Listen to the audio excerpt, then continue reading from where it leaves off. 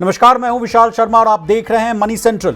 ये एक ऐसा शो है जहां हम गवर्नमेंट पॉलिसीज से लेकर इकोनॉमी, शेयर बाजार और पर्सनल फाइनेंस यानी आपकी जेब से जुड़े मसलों पर बात करते हैं।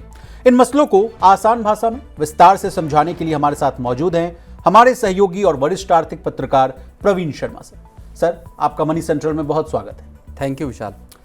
Global investment bank Morgan Stanley ने भारतीय शेयर बाजार में बड़ी तेजी की उम्मीद जताई है।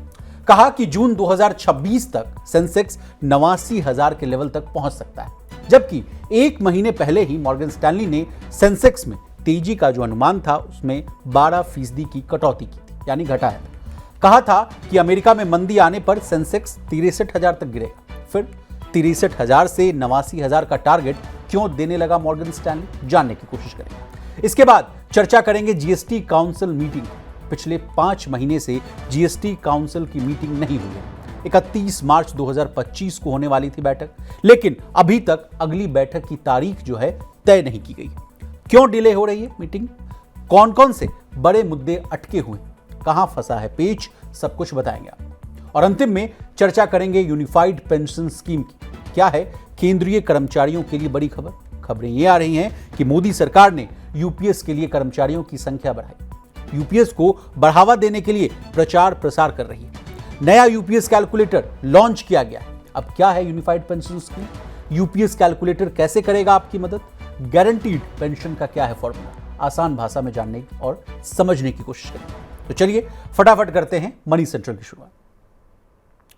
भारतीय शेयर बाजार ने पिछले साल सितंबर के आखिर से लेकर मार्च 2025 तक भारी उतार चढ़ाव का दौर देखा। फिर अप्रैल से बाजार ने रिकवरी दिखाई। आज की बात करें तो सेंसेक्स 0.51% चढ़कर 81,597 पर बंद हुआ है, लेकिन बहुत जल्द सेंसेक्स जो है 89,000 के लेवल को पार कर सकता है। अब आप कहेंगे कि ऐसे कैसे होगा। असल में global investment bank Morgan Stanley ने भारतीय शेयर बाजार में बड़ी तेजी की उम्मीद जताई। कहा कि जून 2026 तक सेंसेक्स 89,000 के लेवल तक पहुंच सकता है, जो कि मौजूदा स्तर से करीब 8% ऊपर है। इसके अलावा मॉर्गन स्टैनली ने प्रति शेयर आय, यानी जिसको कि आप ईपीएस के नाम से जानते हैं, उसके अनुमान को भी करीब 1% बढ़ाया और साथ ही जीडीपी ग्रोथ रेट का अनुमान भी बढ़ाया। प्रवीण सर, एक महीने में मॉर्गन स्टैनली की भविष्यवाणी पलट गई। तेजी का अनुमान 12% घटाया था। कहा कि 2025 तक 82,000 पहुंचेगा। अमेरिका में मंदी आई तो 63,000 तक गिरेगा। फिर क्या हुआ सर? नहीं, देखिए, ओवरऑल जो अभी पूरी जो अनसर्टेनिटी है, जो दुनिया में इवेंट्स जिस तरह से अनफोल्ड हो रहे हैं, जिस रफ्तार से, उसमें वाकई दुनिया भर के बाज़ारों की और इकोनॉमीज़ को पूरी तरह से समझने में, पूरी तरह से उसको सेटल डाउन करने में अभी वक्त लगेगा। पहली बात ये है, ये चीज़ हम चाहे अमेरिका को देख लें, चाहे हम यूरोप को देख लें, या जापान को देख लें, या भारत को देख लें, ये हर जगह दिखाई दे रही है। मार्केट कभी चढ़ते हैं, कभी गिरते हैं। चाहे आप अमेरिकी मार्केट्स को देख लीजिए, अप्रैल में जो आपकी एक तरह से तेज़ी आई, वो फिर डाउन होती हुई दिखाई दी। तो वो पूरी दुनिया का एक फिनोमिनन इस वक्त दिखाई दे रहा है। बड़ा फैक्टर उसका टैरिफ बना हुआ है। हमने पिछले साल के आखिर में देखा अक्टूबर से कि मार्केट्स में एक शार्प डिक्लाइन आता हुआ दिखाई दिया, मार्च तक चला, अप्रैल से रिकवरी आई और फिर अब फिर एक बार उतार चढ़ाव वाला मार्केट दिखाई दे रहा है। अब और आपको ये चीज़ बता दूं कि मॉर्गन स्टैनली ने कुछ वक्त पहले ही इसी साल के आखिर तक सेंसेक्स के 1,25,000 पर पहुंचने की भी अनुमान जाहिर किए थे।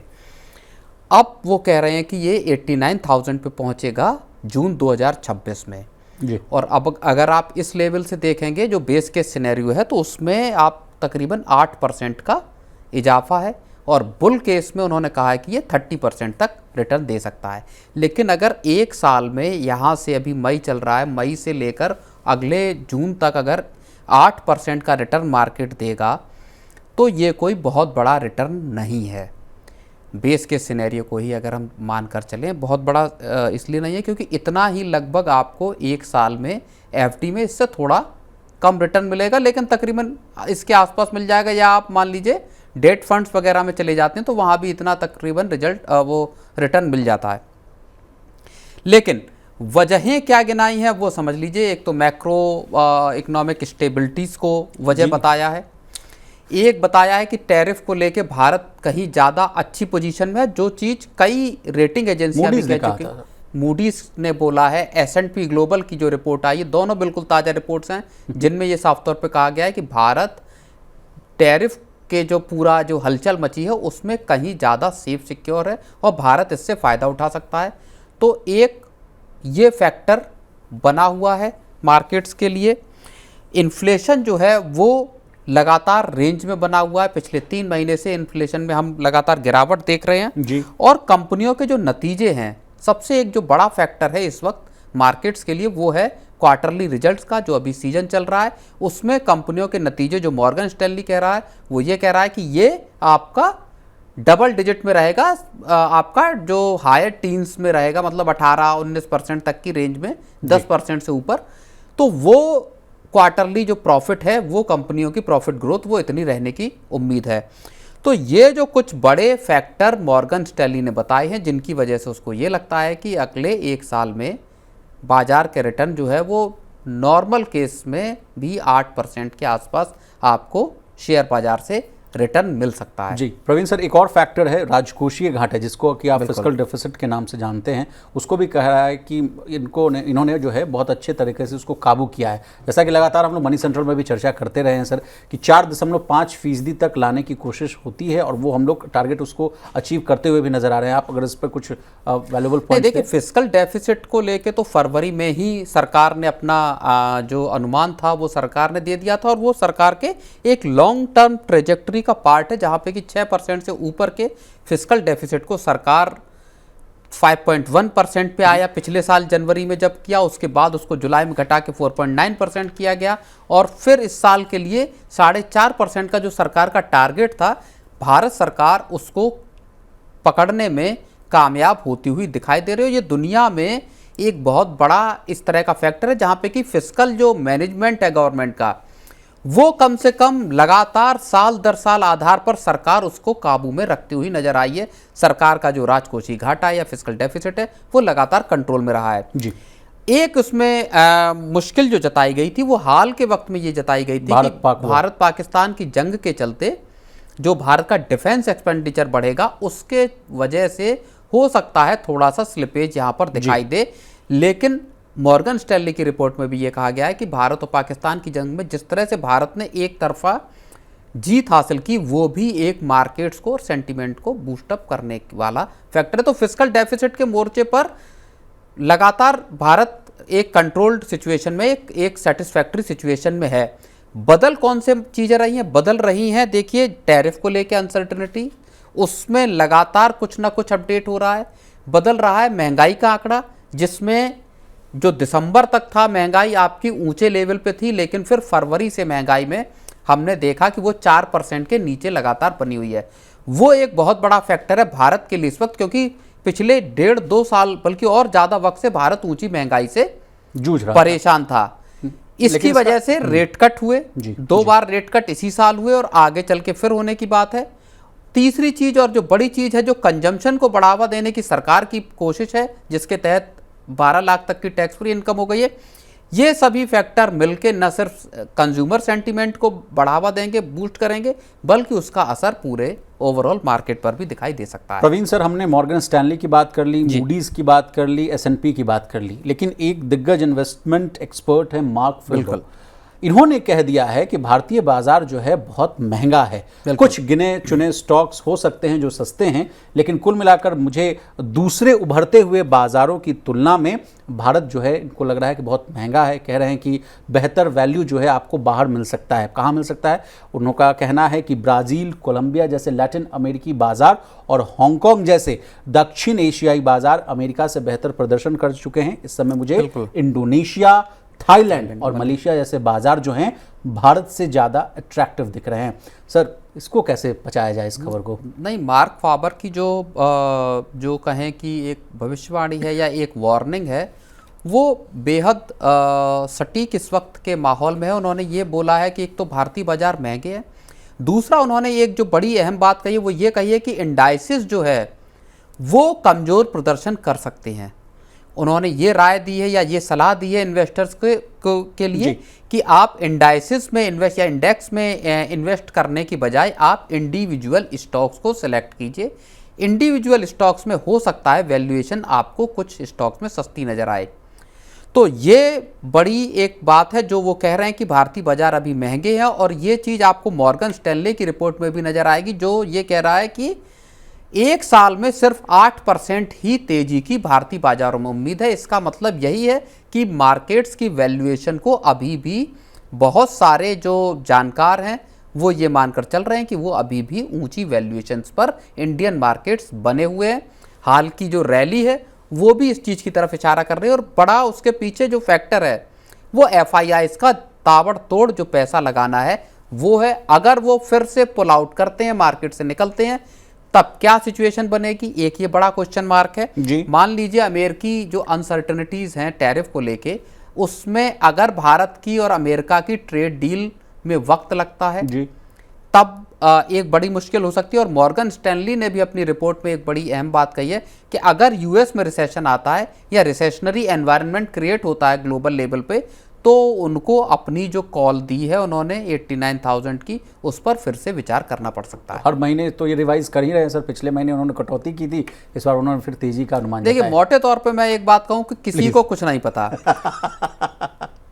अब उनको चूंकि रिपोर्ट देनी है तो कभी 89,000 की, कभी 1,25,000 की, तो वो ऐसी चीजें हैं कि जो गफलत में डालते हैं इन्वेस्टर्स को। पता किसी को नहीं होता दरअसल जो होना है आगे चल के, वो जैसे जैसे चीजें सुलझती जाएंगी मार्केट्स अपनी, क्योंकि किसी को ये अंदाजा नहीं था कि ऑल ऑफ सडन 27 सितंबर के पीक के बाद से अचानक से FIIs मार्केट से निकलना शुरू कर देंगे। बल्क सेलिंग और लगातार वो चली। अब उसमें कई फैक्टर बताए गए। किसी ने कहा कि साहब अमेरिकी बाजार अच्छा रिटर्न दे रहे हैं, तो वो क्या 27 से पैसा लेके वहां, हाँ, तो वो क्या 27 सितंबर से पहले नहीं कर रहे थे, अचानक से उनको 1 अक्टूबर से पता चला कि नहीं अमेरिकी बाजारों में अच्छा रिटर्न मिलेगा।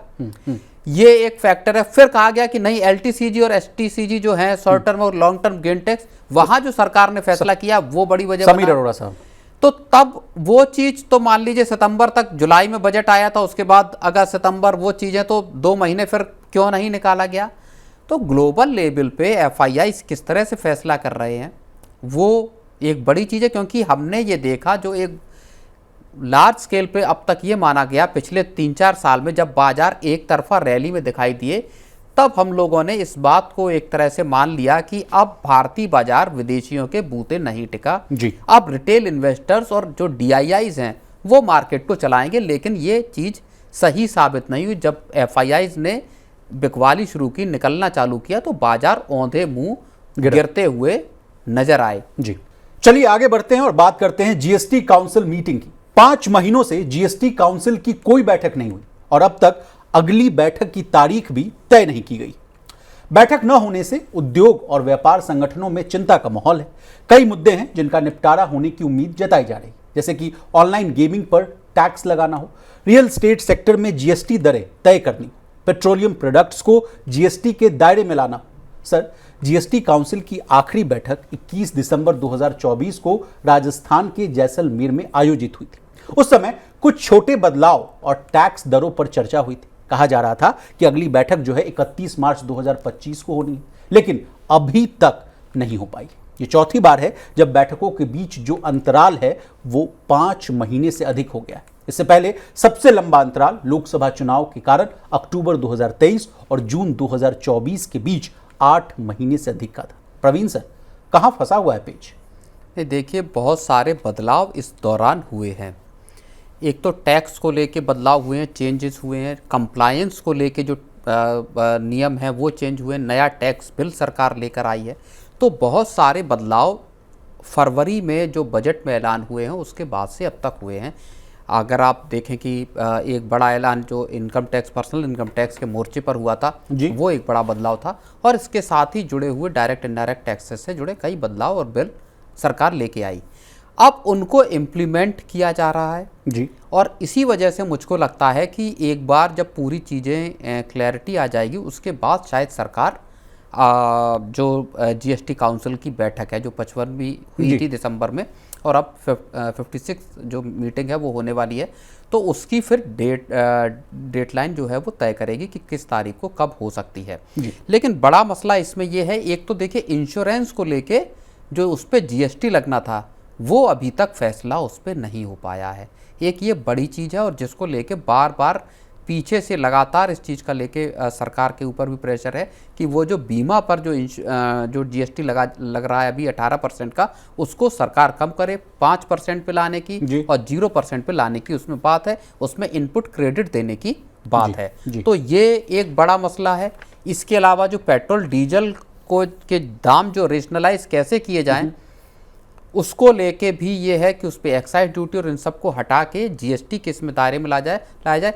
इस पे चर्चा हो सकती है, लेकिन इस पे फैसला होना बहुत मुश्किल है, क्योंकि आप ये बात समझिए कि जो दिसंबर की बैठक हुई थी उसमें ये माना जा रहा था कि बीमा पे जो वो लगेगा 18% वाला, उसका फैसला कोई हो जाएगा। वहाँ फैसला नहीं हुआ। पूरी की पूरी वो मीटिंग कैरमलाइज्ड पॉपकॉर्न पे कितना जीएसटी लगेगा उसकी सफाई देने में वित्त मंत्री को और पूरी टीम को उसका वक्त लग गया। पूरा का पूरा मसला फोकस में वो आ गया कि साहब पॉपकॉर्न पे कितना टैक्स लगेगा। उसके बाद बजट में भी उस पर कोई फैसला नहीं हुआ कि क्या ऐसा माना गया कि दिसंबर की बैठक में बीमा पे इस वजह से जीएसटी का कोई फैसला नहीं हुआ क्योंकि अब बजट आने वाला है 1 महीने बाद और हो सकता उसमें कुछ फैसला हो। वहाँ भी नहीं हुआ और वो मसला अभी तक पेंडिंग पड़ा हुआ है एक तरह से। अब तो उसकी चर्चा भी बहुत कम हो गई है। तो क्या जब बीमा का जो जीएसटी का फैसला लेने में राज्यों को और केंद्र सरकार को एक आम सहमति बनाना मुश्किल हो रहा है, तो जो पेट्रोलियम प्रोडक्ट्स पे जो एक्साइज जिसकी वजह से सबसे ज़्यादा रेवेन्यू आता है स्टेट्स को, वो वहाँ पे कैसे, क्योंकि जीएसटी की दर मैक्सिमम 28% की जो बात है, वहाँ पे किस तरह से उसको रेशनलाइज करेंगे, क्योंकि लंबा चौड़ा टैक्स केंद्र और राज्य दोनों मिलके पेट्रोलियम प्रोडक्ट्स पे लेते हैं। जी प्रवीण सर, एक सवाल मेरे मन में आ रहा है। कहा जा रहा था कि 31 मार्च 2025 को बैठक होने वाली है, लेकिन उसके जस्ट बाद देखिए 2 बहुत बड़े जो घटनाएं हैं वो घटी। एक तो हुआ कि 2 अप्रैल से जो ट्रेड वॉर की जो स्थिति जो उत्पन्न हो गई वो देखने को मिला। उसके बाद देखिए इंडिया पाक वॉर को लेकर जो स्थिति जो बनती हुई नजर आई, क्या ये भी तो एक वजह नहीं है जिस वजह से जो मीटिंग है वो डिटेल होती हुई दिख रही है? नहीं, बिल्कुल ये भी एक बड़ा फैक्टर हो सकता है, क्योंकि सडनली पहलगाम वाली घटना हुई 22 अप्रैल को और उसके बाद जो भारत की प्रतिक्रिया हुई पाकिस्तान पे रिटेलिएशन की, वो पूरा माहौल एक तरह से जंग का माहौल पैदा हुआ और वहाँ की उस वजह से बहुत सारे जो वो थे प्लान्ड चीज़ें वहाँ पे थोड़ी सी मुझे लगता है कि अटकती हुई चीज़ें हुई। लेकिन अब उस पर सरकार फैसला ले सकती है, क्योंकि दोनों देशों के बीच में सीज फायर हो गया और अब सरकार जीएसटी की अगली बैठक कब होगी इसको तय कर सकती है। दूसरा बड़ा मसला ये है कि आखिर एजेंडे में क्या होगा। क्या बहुत सारे, देखो एक और बहुत अहम चीज़ है, जो जब बजट आया था उसके साथ साथ या बल्कि उसके पहले से ये बात बराबर चल रही थी जी। आप समझिए कि दिसंबर में जब रेट कट नहीं हुआ और उसके बाद एक क्लेमर इस बात का बना कि सरकार टैक्स कम नहीं कर रही, महंगाई ऊंचे लेवल्स पे है और आम लोगों की तरफ से एक गुस्सा और क्रोध नजर आया।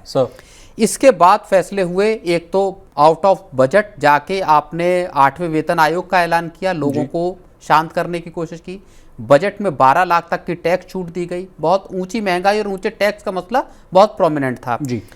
इसके बाद फरवरी में ही रेट कट का फैसला आया और तब ये बात बड़े जोर शोर से आई कि सरकार अब एक बड़ा स्टेप उठाएगी और जीएसटी की रेट्स को रेशनलाइज करेगी, जहां पर कि लोगों को उनकी जरूरत की चीज़ों यानी रोजमर्रा की चीज़ों पर बड़ी राहत जीएसटी रेट्स में को कम करके दे सकती है। एक ये भी बात आई कि एक 18 और 12% के बीच का एक टैक्स स्लैब 15% पे आ सकता है और बहुत सारे प्रोडक्ट्स वहां लाए जा सकते हैं। तो लोगों को महंगाई से राहत देने के लिए सरकार कुछ बड़े कदम उठाएगी। 12 लाख तक की टैक्स छूट के बाद टैक्स के मोर्चे पे ये बड़ी जोरों शोरों पे चर्चा थी जी। लेकिन जैसे ही महंगाई कम हुई और बाकी की चीजें नजर आई सरकार को, उसके बाद से अब पूरा का पूरा मसला ठंडे बस्ते में जाता हुआ नजर आ रहा है। जीएसटी रेट्स के रेशनलाइजेशन की चर्चा एक तरह से न्यूज साइकिल से बाहर हो गई। जी जी। लेकिन तो क्या आम लोगों को राहत मिल पाएगी? अब जो जीएसटी के ऊंचे रेट्स हैं, आप चाहे किसी भी चीज पर देख लीजिए, चाहे गाड़ियां देख लीजिए, चाहे कोई भी परचेज कर लीजिए। और दूसरी चीज एक और मैं कहना चाहूंगा, कंजम्पशन अभी भी रिवाइव होता हुआ नजर नहीं आ रहा। कंजम्पशन, चाहे आप रूरल देख लीजिए चाहे आप अर्बन देख लीजिए, जो रोजमर्रा की जरूरत की चीजें हैं, एफएमसीजी प्रोडक्ट्स हैं, वहां पर अभी भी लोगों के सामने खरीदारी की मुश्किलें बनी हुई हैं जी। छोटे पैक्स कंपनियों ने लाने शुरू कर दिए, कंपनियों ने क्विक कॉमर्स पे जाना शुरू कर दिया, कंपनियों ने अपने प्रोडक्ट्स ही खत्म कर दिए डिस्ट्रीब्यूशन लेवल पर, ताकि लोग किसी तरह से उनके मार्जिन बचे रहें और जो रिवाइवल किया जा सके कंजम्पशन का। लेकिन वो गाड़ी कितनी पटरी पे आई है, ये चीजें अब एक तो देखिए जीएसटी, जब जीडीपी के नंबर आएंगे 30 तारीख को, उसमें पता चलेगा कि क्या कंजम्पशन बढ़ा, क्या ग्रोथ को रफ्तार मिली, कितना देश के अभी के आर्थिक हालात कैसे हैं, ये सब चीजें बहुत हद तक तब साफ होती हुई लेकिन सर व्यापार जगत की जो समस्याएं हैं उनको भी रूबरू कर लेना चाहिए। हम आपसे कोशिश करेंगे इनपुट टैक्स क्रेडिट की जो जटिलता है, जो कॉम्प्लेक्सिटी है, उस पर भी बात करना होगा। रेवेन्यू शेयरिंग विवाद है, वो कह रहे हैं कि वो भी खत्म होना चाहिए था। फिर न्यू टैक्स स्ट्रक्चर जैसे जो मुद्दे हैं वो भी बहुत लंबित हैं। और फिलहाल जो जीएसटी की जो दर है वो 0%, 5%, 12%, 18%, 28% की दर है। उसी को प्रवीण सर कह रहे हैं कि उसको रेशनलाइज करने की जरूरत है। मान लीजिए 28 वाला जो प्रोडक्ट है वो उसको 12 या 15 के बीच में सेटल करने की ज़रूरत फिलहाल दिखती हुई दिख रही है। सर कोई और कमेंट आप ऐड करना चाहेंगे? नहीं, एक केवल जो बात, अगर इंडिया का डिफेंस एक्सपेंडिचर बढ़ता है, जैसा कि बिल्कुल हाल में 63,000 करोड़ का सौदा किया है 26 राफाल एम का मरीन्स का, क्या अगर वो खर्चा बढ़ता है तो क्या सरकार के पास फिर खजाने में ये गुंजाइश बचेगी? जीएसटी कलेक्शन के आंकड़े देखिए ना, 2,36,000 करोड़, सबसे अब तक का सबसे अधिकतम जो रिकॉर्ड है, सबसे तेज कलेक्शन जो हुआ है इस बार का देखने को मिला था सर। नहीं बिल्कुल, तो वो डेटा है बड़ा, लेकिन मेरा मानना ये है कि क्या इस तरह के जो खर्चे आ रहे हैं, क्या डिफेंस पे अगर सरकार का खर्च पड़ता है तो क्या उसकी भरपाई सरकार जीएसटी के जरिए करेगी, ये देखने वाली बात होगी। चलिए आगे बढ़ते हैं और बात करते हैं यूनिफाइड पेंशन स्कीम की। केंद्र सरकार अपने कर्मचारियों को नई यूनिफाइड पेंशन योजना यानी यूपीएस अपनाने के लिए प्रोत्साहित करने के लिए आउटरीच कार्यक्रम को तेज करने जा रही है। इसके अलावा नया यूपीएस कैलकुलेटर लॉन्च किया गया। कहा जा रहा है कि यूपीएस कैलकुलेटर की मदद से सरकारी नौकरी करने वाले ये तय कर सकते हैं कि एनपीएस और यूपीएस में से कौन सी स्कीम उनके लिए बेहतर है। सर क्या है ये पूरा मामला? पहले तो ये आउटरीच वाला मामला समझाइए, उसके बाद फिर एक आज ताज़ा खबर आ रही है कि यूपीएस कैलकुलेटर को लॉन्च कर दिया गया है। नहीं देखिए, यूपीएस या पेंशन को, जो सरकारी कर्मचारियों को 50% की पक्की पेंशन देने वाला जो सरकार का बहुत ज़ोर शोर से प्लान लाया गया था, पिछले साल अगस्त में संभवतः लॉन्च किया था, और उस पूरी कमेटी की जो अगुवाई थी वो तब के फाइनेंस सेक्रेटरी टीवी सोमनाथन कर रहे थे, अब कैबिनेट सेक्रेटरी हैं। उसको लाया बड़े जोर शोर से गया और उसको एक गेम चेंजर, और इसको ओल्ड पेंशन स्कीम का जो पुरानी पेंशन थी उसका एक तरह से ये कहा गया कि ये इसकी पूरी तरह जगह ले लेगी। एम्प्लॉयज़ में की सारे जो समस्याएं थी, सारी डिमांड्स उनको पूरा करने वाली साबित होगी, क्योंकि एक बड़ी डिमांड यही थी कि 50% आपकी जो लास्ट ड्रॉन सैलरी है उसका 50% आपको पेंशन मिलना चाहिए जी। उस सबको, कि आपको एक साल की जो आपकी रिटायरमेंट होने से पहले के पूरे एक साल में यानी 12 महीने में आपकी जो एवरेज सैलरी रही उसका 50% आपको सैलरी दी जाएगी। इस तरह की पक्की पेंशन की अरेंजमेंट की सरकार ने बात कही। सर इसको 1 अप्रैल से इम्प्लीमेंट हो गया, 30 जून तक की इसकी लास्ट तारीख है। लेकिन अब तक सिर्फ और सिर्फ 10,000 लोगों के करीब लोगों ने इसको ऑप्ट किया है, आउट ऑफ 27 लाख, और 27 लाख लोग ऐसे हैं केंद्र सरकार के जो एनपीएस से जुड़े हुए हैं। इसका मतलब है ये बहुत एक फ्रैक्शनल नंबर है या मिनिमल नंबर है जिन लोगों ने अब तक इसको चुना है। अब सरकार के सामने इस स्कीम के फेल होने का खतरा है। उससे बचने के लिए अब सरकार को लग रहा है कि अगर इसको वॉर फुटिंग पे या एकदम युद्ध स्तर पे अगर काम नहीं किया गया तो 30 जून की डेडलाइन पास हो जाएगी, क्या फिर सरकार को एक्सटेंड करना पड़ेगा। ये तमाम चुनौतियां हैं, इसलिए सरकार ने अब अलग अलग डिपार्टमेंट्स के लिए पावर पॉइंट प्रेजेंटेशन बनाए हैं, उनको दिखाया जा रहा है, उसमें बताया जा रहा है कि कैसे ये स्कीम के क्या फ़ायदे हैं, आपको इससे कैसे जुड़ना है, किस तरह से आप एनपीएस से यूपीएस में स्विच कर सकते हैं। एनपीएस और यूपीएस का एक कैलकुलेटर भी आज लॉन्च कर दिया गया है एनपीएस ट्रस्ट की तरफ से। सर ये क्या दर्शाता है कैलकुलेटर लॉन्च करा? मैं आपसे चर्चा भी कर रहा था आज, तो आप कह रहे थे कि विशाल ये कुछ बता रहे थे, आप बताइए। बिल्कुल, मैं ये बताना चाह रहा था कि इस कैलकुलेटर को लेके आने का पर्पस असली यही है कि लोग ये जान पाएँ कि साहब एनपीएस में अगर आपको मान लीजिए 30,000 पेंशन मिल रही है तो यूपीएस में आपको 32 या 35 या 40,000 पेंशन मिलेगी। तो लोगों को एक तरह से इस स्कीम पे लाने के लिए उत्साहित करना है और उस वजह से ये एनपी जो कैलकुलेटर है पूरा वो लाया गया है ताकि आप कंपेयर कर पाएँ। वहाँ पे सरकार चाहती है कि पूरा जो सरकारी कर्मचारी हैं वो सबके सब कम से कम उस पर शिफ्ट हो जाएं, ताकि सरकार ये बता पाए कि ये पुरानी जो पेंशन स्कीम जो बंद कर दी गई 2004 में, उसका ये रिप्लेसमेंट है, उसका ये बेटर ऑल्टरनेटिव है जो अब हम लेकर आए हैं यूपीएस के तौर पर। जी। अब प्रवीण सर, अब मेरा अगला प्रश्न ये है कि सरकार का जो पेंशन पर जो जोर है, चाहे वो देखिए चाहे वो 8वां वेतन आयोग वाला भी मामला आप इसको जोड़ कर देख सकते हैं, उसके अलावा भी ईपीएस 95 को लेकर भी कहा जा रहा था कि 1,000 जो मिनिमम पेंशन उसको बढ़ाकर 7,500 किया जाए। बीच में हम लोगों ने खबरें भी की कि वो शायद वो बीच में आकर सेटलमेंट होता हुआ दिख रहा है 3,000 के आसपास। इसके अलावा सोशल सिक्योरिटी स्कीम्स को उसके नेट को बढ़ाने के लिए भी सरकार बहुत ही प्रयासरत दिखती हुई नजर आ रही है। क्या इसके पीछे का माजरा क्या है सर, सरकार क्या चाह रही है? नहीं, बिल्कुल देखिए, जो यूपीएस को लाकर सरकार ने एक तरह से कोशिश की कि पूरा का पूरा जो सरकारी अमला है, केंद्र सरकार के कर्मचारी हैं, उनको, सरकारी कर्मचारियों को सुरक्षित किया जाए। उनकी पेंशन को लेके एक बड़ा बवाल पिछले कुछ सालों से चल रहा था, चुनावों में बड़ा मसला बना।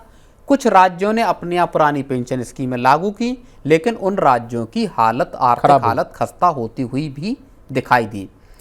केंद्र सरकार भी पुरानी पेंशन का जो बजट है उसको उठाने में खुद को असमर्थ पा रही है।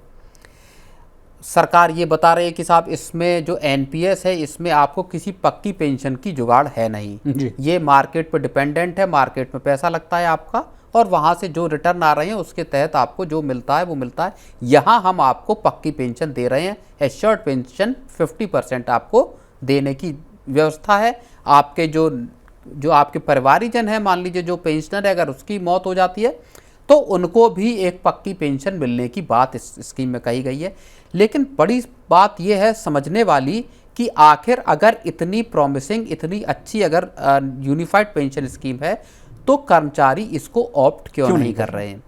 क्या कर्मचारियों में कन्फ्यूजन है? क्या उनको पूरी तरह से जानकारी नहीं है? और उसी वजह से सरकार एक पावर पॉइंट प्रेजेंटेशन के जरिए एक एक चीज़ बता रही है। एनपीएस और यूपीएस का कैलकुलेटर लेके आई है कि आप जहां अपनी सैलरी, बेसिक सैलरी कितनी है, एचआरए कितना है, डीए कितना है, वो सब डाल के आप उसको कैलकुलेट कर सकते हैं कि साहब आपको आज की डेट में कितनी पेंशन मिलेगी या आगे जाकर आप कितनी भविष्य में पेंशन पा सकते हैं जी। तो सरकार की या तो जो कम्युनिकेशन है वहां गैप है, या स्कीम को लेके ही, और जैसा बार बार बात आती है कि कर्मचारी इस बात से खुश नहीं है कि उनको एक नई पेंशन स्कीम दी गई है। कर्मचारी जो मांग कर रहे थे वो यही मांग कर रहे थे कि आपको पुरानी पेंशन स्कीम जस की तस लागू करके दी जाए। अब जो दूसरा आपका सवाल है कि सरकार का सोशल सिक्योरिटी नेट को बढ़ाने का प्लान और किस तरह से सरकार, देखिए केवल और केवल सरकारी कर्मचारियों की बात नहीं है, उसके बाद दो तबके और आते हैं। एक तबका आता है आपका ऑर्गेनाइज्ड मजदूरों का, जो जिनके पीएफ कटते हैं, ईपीएफ से जो जुड़े हुए हैं, ईपीएफओ से जुड़े हुए हैं, और फिर आता है अनऑर्गेनाइज्ड सेक्टर का, जिसमें गिग वर्कर्स आ जाते हैं, दिहाड़ी मजदूर आ जाते हैं, और बहुत सारा तबका उसमें आ जाता है जिनका कोई पीएफ नहीं कटता जी, प्राइवेट सेक्टर में है, अपना दुकानों पे हैं, इस तरह के लोग आ गए। उनको भी सिक्योरिटी नेट चाहिए। 60 साल के बाद की उम्र में लोगों के मेडिकल खर्चे हैं, बाकी चीज़ें हैं, उनको भी आखिर पेंशन की ज़रूरत है। वहाँ कैसे मुहैया कराई जाएगी? तो एक सरकार यूनिवर्सल पेंशन स्कीम लाने की बात कर रही है, और दूसरा जो ईपीएस के जरिए एक मिनिमम पेंशन जो है वो अभी जो 1,000 रुपये की है उसको बढ़ा के, पहले बात आई कि 7,500 रुपये करने का प्लान चल रहा है, और फिर बात आई कि उसको 3,000 रुपये कम से कम करने की बात है। तो कुल मिला के सरकार जितना भी वर्किंग क्लास है, जो भी कमाऊ जो तबका है, उसको सरकार अपने एक सेफ्टी नेट उसको मुहैया कराना चाहती है पेंशन के जरिए। एक दूसरा जो तरीका है सरकार का, वो आयुष्मान जो इलाज वाली योजना है पूरी, अटल पेंशन योजना भी है सर। अटल पेंशन योजना है जिसका अभी डेटा आए थे कि 7,65,00,000 लोगों ने ऑप्ट किया है जी। और 50% से ज़्यादा उसमें महिलाएं हैं जो नए सब्सक्राइबर्स हैं। तो पेंशन को लेके जाहिर तौर पर अपना 60 साल के बाद की लाइफ को किस तरह खर्चे चलें वो लोग सुनिश्चित करना चाहते हैं, और सरकार चाहती है कि देश का जितना कामकाजी तबका है आज के वक्त में, उस सबके पास एक सोशल सिक्योरिटी फ्रेमवर्क या एक दायरा मौजूद हो। चलिए, तो आज के मनी सेंट्रल में बस इतना ही। प्रवीण सर, आपका बहुत शुक्रिया, आपने अपना कीमती समय निकाला, तमाम विषयों को बहुत ही आसान भाषा में समझाने की कोशिश की। तो इसी तरह देश, दुनिया और बिजनेस जगत से जुड़ी तमाम ताजा तरीन खबरों के लिए बने रहिए हमारे साथ और देखते रहिए मनी 9।